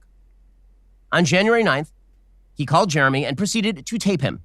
Without permission, without Jeremy's knowledge, he proceeded to tape. I've already addressed this, okay? I would like to know under what conditions Ben thinks it's okay to record someone, without their knowledge or thing. And if he even says that, it's because might have a strong disagreement and you're being a bit combative over a business arrangement, stuff like that. I wonder if that's one of those conditions where he might think that's okay. Does he? Because he is thinking this is with a friend and there's no disagreement and it was so wrong to record this and entrapment and stuff like that. But if he was in a situation where he honestly felt he was dealing with, disingenuous, even bad faith actors, right, that were proposing something that was truly immoral, a contract that was truly immoral, right? If Ben truly had that belief, I think even he would acknowledge that or feel it okay to record conversations about that topic, all right? A person who was supposedly his friend. And remember, this is all based on the passion of the upset that he had over a term sheet that was submitted to him on October 5th. Do you think that he still can't be pissed off about it because it was submitted a couple of months ago? That's a retarded thing to try and claim. That seems to be the framing here. It is a month. It's actually 36 days after. So January 17th is when he launches Stop Big Con. Mm-hmm. So just to get this straight, just to get the timeline straight, because this is what we would call a premeditated move. I kind of thought it was premeditated when Stephen said that he'd been thinking about this for a long time. I didn't think he registered Stop Big Con a week before he published the video. And the fact that he registered Stop Big Con after all the negotiation breakdown and Daily Wire says, no, we're not going to go forward, which is basically them doubling down saying, yeah, we like to exploit people with these types of bullcrap contracts. And I could see why Stephen would take that as confirmation at that point, right? He registered after it. It's not like he registered Stop Big Con before he even went into negotiations expecting something really bad to happen with, Daily Wire, or to try and push or manipulate Daily Wire into giving a crap contract and reframing the whole thing. No. This seems all reaction to the dog crap contract, which makes sense. I don't see the contradiction in how Ben is phrasing or presenting stuff here. In an attempt to grow your email list. This means so Ben, any attempt to grow your email list based on monetizing your causes is also wrong? 104 days elapsed between when Steven Crowder received the term sheet that we submitted to him and when he launched Stop Big Con. This does not seem strange. 104 days? In actual fact, sometimes time builds your frustration up to the point where you feel you need to act, and you don't act right away, okay? For instance, I have been pissed off about predatory contracts for a long while, all right? Why didn't I make a video when I was first given my first crappy contract and I got screwed over in it when it happened? Why am I doing it now? Well, now it's in the public discussion, isn't it? And I can express my frustration in a more strategic way that more people see, or push against something that I think is crappy that gets seen by a lot more people. But it was also one of the straw that breaks the camel's back, where you see this is being done by people, a business I respect, and I can't stand it. It friggin' frustrates me to the point now I'm going to make a video on it. And so, yeah, sometimes it does take time for you to snap and then act on something. 104 days. And it means just the framing, even the way it's being presented is manipulative. Because 104 days, I guess I frame it because this is I'm honest emotional expression. I don't know why, because what Ben is saying can so easily be understood from the other side that the way his frame is no matter how you see it, 104 days, it would be impossible to perceive it as any other way apart from unreasonable. When it's not. That 36 days elapsed between when he decided to attack Daily Wire and Jeremy by purchasing Stop Big Con and when he called Jeremy to tape him. So that means well over 3 months elapsed, again, between when he received this egregiously evil term sheet, which, by the way, is not egregiously. Oh, yeah, it is. It's friggin' I've said it again and again, but he's repeating. It's not. It's fine. Evil. The term sheet is perfectly legitimate. It was perfectly legitimate. It's is it moral? Is it ethical? I think when he's saying legitimate, he's probably saying it's legal. The basis for further negotiation? Oh, the basis for further negotiation, yeah. And you wouldn't accept every single thing in that proposed document if no one pushed back against it. Bullcrap. There have been moves on both sides, but there's nothing wrong with saying to a person who produces a show, one, you have to produce a certain number of shows, and if you don't, we're not going to pay you for the shows that you don't produce. I've already addressed that. That's such a disingenuous framing of the proposal. It's and wrong. two, it's false. If your show begins to lose money, you also lose money. This is how... But if it makes more money than the paid price, you won't pay anymore. We've gone through this again and again. Oh, business works. That's how business works, is it? Because, no, it's not a fair thing that you're structuring. Wouldn't the standard business thing be if it's shared risk, you share benefit and profit? Isn't that the standard business thing? This is how the media works. This is how capitalism works. Oh, friggin' come off it. No, this makes capitalism look bad, okay? And I'm a capitalist, right? No, this is friggin' dog crap. Just because this is how the media works doesn't make it moral or ethical. We are not communists. We do not pay people in order to not generate revenue. Are you trying to say just... standard, reasonable, expectations in contracts make someone a communist? Holy friggin' crap! Come on! We cannot run a business and keep it functional and employ 300 people and have the money to spend on all the wonderful projects that we like to do. When you do what? Because the answer is, you could have offered a fair contract to Steven and still run your business fine, okay? On the $100 million we're going to spend on kids content, on the suing of Joe Biden's administration, we can't do any of that stuff unless we are a profitable company. You're now conflating that having a reasonable offer, reasonable terms sheet, right? Reasonable contract that could lead to means you couldn't be profitable. That's what you're conflating this to, which is an insane exaggeration of the situation. Utterly dog crap, like, exaggeration. We don't pay people just for the fun of it. This is not what he was asking for. It's not saying pay me and I'll give you nothing. So, that means this is totally premeditated. It is an attempt to grow. Premeditated after the contract was done and dusted, and Daily Wire basically proved to Crowder that they're okay taking advantage of their talent and employees, which is, that's an out right there. That's what Steve, like,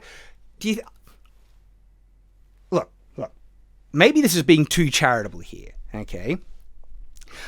But it is hard to turn on friends when they're doing the wrong thing. That is what Stephen is doing here. I think he would acknowledge that they were friends. He says that he was friends with Ben Shapiro, okay? All right? And to actually stand on principle, even if it's against your friends, is an honorable and noble thing. If anything, that makes me respect Crowder more. And to say that it was, and so the reason why I'm framing it this way, right? That probably explains why it took Stephen so long to act on it. After things break down, I can't stress enough how dog crap and vile that proposal was, okay? This agreement that they sent him, all right? And Stephen would be faced that this came from people I respected and people I consider my friends, okay? And if they're willing to take advantage of me, who has more clout to try and push it back against stuff like that, right? If they even had the gall to propose this and think that any reasonable person could not raise an objection to it. And that's what they're trying to say. It's like, this is perfectly fine. It's standard business. It's reasonable, right? To think even that they could have the gall to propose that means that it's extremely likely that they are taking massive advantage of their other talent in a disingenuous way. Like, if this was structured the same way in any way with Matt Walsh, it means that Matt Walsh is probably only getting a flat fee payment additional thing for What Is a Woman. And that's been one of the most profitable things Daily Wire has done in heaps. They've probably got them insane amounts of additional subscribers and stuff, right? And contractually, Matt Walsh probably wouldn't deserve a single thing in addition to the flat payment that he got, which probably pittance. Stephen Crowder, they offered like $1 million for a feature production, and they probably raked in like multi-million dollars, right? Now, it's scummy. If you're going to be making a feature thing that has the potential to produce so much money for the business, it should be a revenue share, something actually generous and fair, right? And so it reveals that, okay, this is such dog crap. Daily Wire has probably got these contracts with other people as well. Like, do you think he didn't have difficulty coming to the...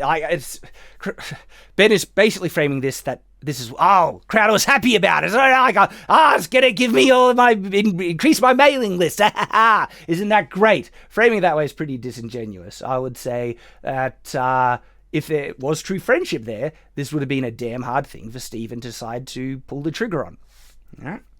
An email list by deliberately misconstruing terms of a perfectly legitimate, non-binding term sheet. Misconstruing terms? No, I went through those terms, and Stephen's right. There's no misconstruing of terms, and a perfectly legitimate, that's Ben saying perfectly legal. Just because it's legal, standard business practice doesn't make it right. It is not moral or ethical at all with the amount of crap that you were trying to pull with that agreement. I just find it interesting. If it was moral and ethical, that would be the go-to terms. That's perfectly fine. There's nothing immoral or wrong or anything about that. But by saying legitimate, I feel that's very intentional language there. By saying it's legal, therefore it's fine. For a person that I personally and Jeremy, have gone out of our way to help multiple times. I wouldn't that just mean it was harder for Stephen to be able to stand on principle against it? A person who then claims that we are the big shills for YouTube, right? We're the ones who are shilling for big tech. So what's his claim on that? His claim is that we're shilling for big tech by saying that if you get banned from YouTube and we lose money because of that. I've already explained there are conditions which you might not lose that much money as a result. Steven's already demonetized on YouTube. But if you're demonetized on YouTube and you're still getting the views, you can still get just as high sponsorships. And so, and if he can replace those views from other platforms, he can still produce nearly as much money. And so penalizing so severely for the ban is just unconscionable. Then you also lose money. Well, I noticed that someone else makes the vast bulk of his living via the exposure he receives on YouTube, and his name is Steven Crowder. Steven has a bigger following on YouTube than I do. He has a massive following on YouTube. He's a YouTube superstar. He has 6 million followers on YouTube. He doesn't want to be banned on YouTube. By the way, he doesn't have to be demonetized in order to continue. The demonetization does not mean that he doesn't indirectly make money on YouTube. That's my point. Yeah, that's what I rose as well. But you will penalize Steven if he gets demonetized as well under that terms condition. Exposure he receives on YouTube allows him to push people to Mug Club. He knows this. This is why he has a pissed off YouTube segment, which is smart. Right? He does the same thing on his show that I do on my show. But same principle applies, say, if he gets banned off of Facebook. Most of the value is actually perhaps coming from the exposure and views you're getting on YouTube. But even then, like I said, you can maintain it on other platforms and stuff. But you will penalize him 10% if he's banned off of Facebook, which is insane. Exactly the same thing. You will hear me on the show when I discuss COVID. I'm about to say a bunch of things I can't say on YouTube. So head on over to Daily Wire Plus and subscribe and hear the rest of it. Steven does the same thing. Yeah, but the problem is you can't predict what YouTube will ban people for. And so if you want to say that, just don't say things that are problematic in your term, what the terms and conditions are, right? You will still penalize for things that are outside of his control because they can arbitrarily change what he don't. And honestly, he's gotten banned for things that are not against terms and conditions just because they don't like him and they want to, get him off platform. And so to try and say, you could just, not say those things and put it behind, this piss off YouTube segment is bullcrap because he doesn't have control to that safety net unless he goes so extreme to never say anything potentially upsetting to the left to try and achieve that condition, to not risk getting banned off of YouTube and then getting doxxed 20%. He says, I'm going to have my piss off YouTube segment in which he avoids saying the things that will get him permanently banned on YouTube, but directs people to his site. So is he a shill for big tech? No, you see, that's not an equivalence. You would actually take money that you've promised to pay him if that happens, right? And if you just said, try and abide by the terms and conditions so you don't get banned and everything, fine. And also the fact that it's the level that you're penalizing him for. Because you're also going to do it if it's banned off Instagram or Facebook and stuff. And as I've explained again and again, the amount of money that you're doxing him does not equate to the potential lost revenue that you're claiming by any means at all. And so the framing is very, very disingenuous. He a shill for big tech? And so by Daily Wire enforcing such severe penalties that does not equate to the severity of what can happen and for things out of his control, it is reinforcing that type of censorship. If you were really not a shill for big tech. If it got out, well, actually, I wonder if that might be why Daily Wire is so pissed off. One of the reasons, because if people that don't like, conservative media and stuff like that now know that creators on the Daily Wire might get docked significant amounts of money if they get banned off of platforms, could that put a greater target on Daily Wire creators as a result? Apparently, he would just say whatever he wants any day. He would just say it any day. And if they knock him off, they knock him off. But he's not doing that because he's not a moron. Not with everything, but you're not acknowledging the stuff that you can't predict YouTube will ban you for, okay? Steven's not a moron. He apparently is just a bad person. Oh, shut up! Out of all this, I haven't heard Steven call Jeremy, any individual from the Daily Wire a bad person, all right? That's actually going across the line to making it far more personal, burning the bridge kind of thing. Who tapes his friends and then releases the tapes for personal gain. Releases the tapes for, I guess that's what Project Veritas does. They only do it for personal gain. I think Daily Wire will push back savagely against them monetizing their fighting for the cause as well. It's hypocritical. I'm personally insulted by Steven's behavior here. I'm more insulted. It has nothing to do with me because he hasn't actually said anything about me. He's complimented you. It has to do with you don't get to attack my best friend and suggest that my best friend is some sort of shill for big tech when we spend. So it's interesting. This is like, that's what it actually comes down to. You've attacked my friend, all right? And even if it was justified. Talking about the friendship thing, did Ben have any consideration to Stephen's rights and protections and securities with the dog crap, exploitative, manipulative contract, or sorry, not contract, the terms agreement that was sent to him? That's not something that you'd send to a friend. And say Ben had nothing to do with it, right? And then it was Jeremy, Jeremy Boring, or someone who else in the business that put it through. Like, would you defend Stephen as your friend? Like, if Stephen, didn't have time, he wasn't aware of anything, and just said, yeah, agree, would Ben have been the one that say, Stephen, no, you need to slow up. This contract is dog crap. Under this contract, we can actually own your merchandising rights. It says, maintain, which implies after the contract period. Do you realize that we could dox you all that 50 million completely? Just things outside of your control. Do you realize how insane this contract? Would Ben have been the one to defend his friend Stephen? I don't think so. To me, this is like, Jeremy's my bigger friend, and we're in business together. So, of course, I got to side with this friend, regardless of the actual moral and ethical things that are being raised here. Okay? And, he probably has significant share and ownership in certain parts of the Daily Wire. And so, there's that business thing to consider. Spend every day, literally every day in this business, attempting to fight big tech and to win. When you spend every day trying to bring good content to people. So you're saying Stephen's intentions was to only grow his mailing list, right? He wasn't fighting for a cause, right? But it's only the cause, right? Even though you're making money from it as well. And I think it's fine making money and also fighting for a cause at the same time, but you're not giving that charity to Stephen, but you're reframing completely for yourself. Who can't get it in a lot of other ways and build a business.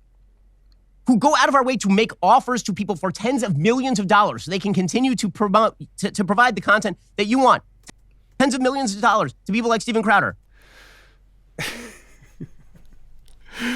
It's like, contractor, you built me a house. I got to pay you $500,000. You should be grateful that I offered you $250,000. That's a lot of money. $250,000. I'm offering you $250,000. You should be grateful. Do you realize I'm providing work and opportunity? I'm paying this money. That's something you should be. Context, isn't it? All right. You should pay people what they're actually worth, and the fact that the monetization potential for Crowder's platform is so well beyond 50 million. That figure is insulting, but they don't want it to frame that way, is it? They want to I don't see a lot of other people walking across the table to make this offer to Steven Crowder. Doesn't invalidate it, okay? Actually, you don't know who's offered what. There might well have been offers from Fox and other, companies that have the money. The easiest thing to do in our particular industry is to attack your friends and make money off of that. Easiest? No. What would be the easiest thing to do in this business? Probably, sit in front of a camera and share your opinions, put it out on a free platform. It's kind of like what I'm telling you. No, it's not the easiest thing to just attack your friends, okay? It's not like he wants to do it either, by the way. It's an assumption, and also that, I mentioned the length of time it took to reach this point, I think might show reluctance that he didn't want to do this. Well, actually, wasn't that the name of his video? The hardest thing to do in our industry is to win at business and to win against the left, and those two things are simultaneous. Win against business, win against the left, so therefore our crappy, exploitative, predatory contract is perfectly... What did Ben call it? The term sheet is perfectly legitimate because if you lose money, you can't keep operating and fight the agenda of the left. So you got to make the money. Forget principles like... I have this kind of belief that perhaps not everyone agrees with, okay? Making concessions on your standards to win against an evil enemy to the point where you're doing similar or comparable evil things as that enemy is bad and shouldn't. In fact, I would rather lose and keep my principles, lose the fight entirely, and die while having kept my principles, than sacrificing my principles and committing evil things in defeating an evil enemy. In actual fact, the philosophy of, the ends outweigh the means, okay? Because, hey, wouldn't it be great if everyone had everything equally? Wouldn't that be great? So redistributing other people's wealth, things that they work hard for, take it from by force to redistribute it to everyone, it's okay to do that because it's achieving a greater good. We can concede on the fact that it might be theft, but it's defeating the evil of inequality.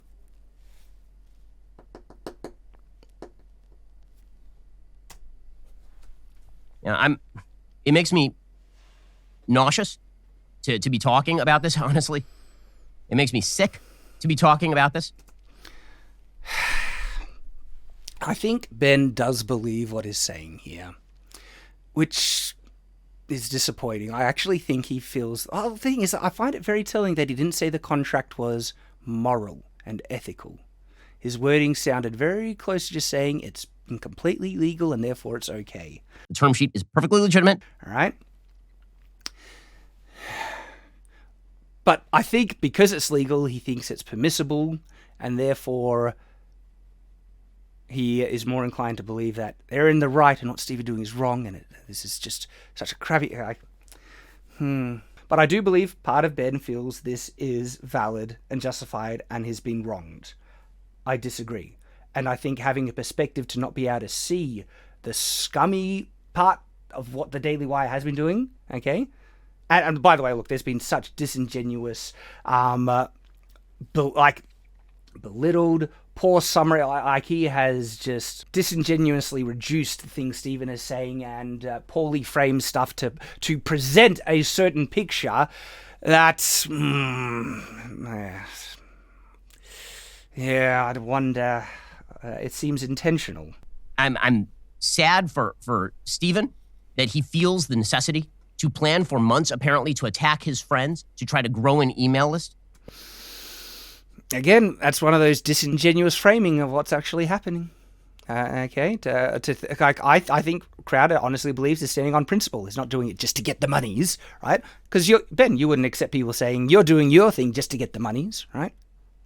But though you said that we need to get the money to fight the left, and it seems like you're willing to accept immoral, absolute dog crap kind of business practices to achieve it. In the most cynical possible fashion, and tape his friends. Cynical possible fashion again. It's just one of those framing it in the worst way possible, because it's not just cynical, it's the most cynical possible fashion. I think there could have been far worse fashions of going about this on Stephen's behalf. On the phone, and then release that public. Who does that? Who Project Veritas does that? I mean, again, like, from Ben's perspective, who does that to a friend, Have you? Is that something you do? I mean, let me just ask you on a personal level. Have you ever done that? Have you ever taped your friends? Is that a thing that you do? That cut off abruptly. I think Ben went on a rant there that he decided it would be best to not go out publicly because, is he, like, maybe he, just alone what he's saying here, okay, if your friend is doing something wrong, okay, there are conditions in which you might need to. Wouldn't you agree? I think, like, to say that Ben would under no conditions ever tape his friends, even when he saw them doing something bad. Now, you might think that the disagreement Crowder's having with the Daily Wire wasn't bad enough to justify it. Predatory contract, business and this was types of negotiations and the back and forth and discussion and everything. It is prudent to record business conversations like that. All right. And so, but as your friend, you would never do it. Right? Like, never? Again, I think if you push it to the extreme, even past the situation that we're dealing with Crowder and the Daily Wire here, I think even Ben would acknowledge that, yeah, there are probably some extreme situations in which you would need to record your friend without their knowledge, especially if they're doing something bad. And then it cuts out there. Well, folks, I'm sure many of... Okay, there's Ben's response video, and I'm not sure there was a single thing I agreed with him on that, which is pretty extreme. Maybe there was one, but I've liked a lot of what Ben has done. I've liked a lot of what the Daily Wire did, producing new content, giving a job to Gina Carano, backing her up. I think What Is a Woman is an important piece of media to be made and everything. So it's not like I want to do this, but this is me standing on principle, okay? This made Ben look very, very bad, all right? The way he framed it, the way he disingenuously recharacterized and summarized Stephen's positions and arguments and everything. Let me know what you guys think. Daily Wire should have just shut them out. Like, Jeremy's one was bad enough. Ben's one is worse. But they are, yeah. I'll be thinking on this a lot more, even just in discussing this with a video. I'll be watching it closely. Look, now I'm just trying to start. I guess my mind is pushed towards the thoughts of, is this going to damage the conservative movement? I don't like. It might damage the Daily Wire, and then if you think the Daily Wire is so essential for the conservative movement, and look, it might damage Stephen as well. To say that, people are laughing at the infighting, I've mentioned before, I think it's good Stephen standing on principle in regards to this. By the way, if it was a leftist organization having this thing calling out dog crap contracts, I would support them and I'd probably have very similar things to share, because there's fundamental things, regardless of left or right, that I've issue and interest in the whole debate in regards to it. But the same amount of people who want to support, conservative values, I think are going to exist after this and before. And would it push people away from the conservative movement? Because I don't know. I think it's more just going to cause people to take sides, unfortunately. Thing is, though, this is an important thing that I'll share, right? If Daily Wire makes good stuff, and I'm certainly sure that they'll make good stuff in the future, I'll support them. There's still creators in the Daily Wire that I support. Ben will go on to do good things still, all right? And I'll support the good things he does. Same with Crowder and everything. And so I don't think you necessarily need to... When I say pick a side, you obviously are seeing I'm falling into one side. I think Daily Wire is in the wrong nearly across the board in all this. And I'm open to having a more of a discussion as to the level when it's okay to record something. But I've already admitted, if I was in the same position as Stephen, for my own protection for how predatory and risk and everything that content is, I would want to record those business conversations. So yeah, I think I agree with Stephen across the board at the moment, and I actually think I had higher views of the Daily Wire before it all going in. It was equal, but then there was more creators in the Daily Wire, and I still like them. I still like a lot of the creators there, and I'll support the good things that they do. But I won't support the bad crap. I don't think we should. I don't think you should excuse bad, unprincipled behavior just because they're fighting for the movement. All right, now that's my takeaway.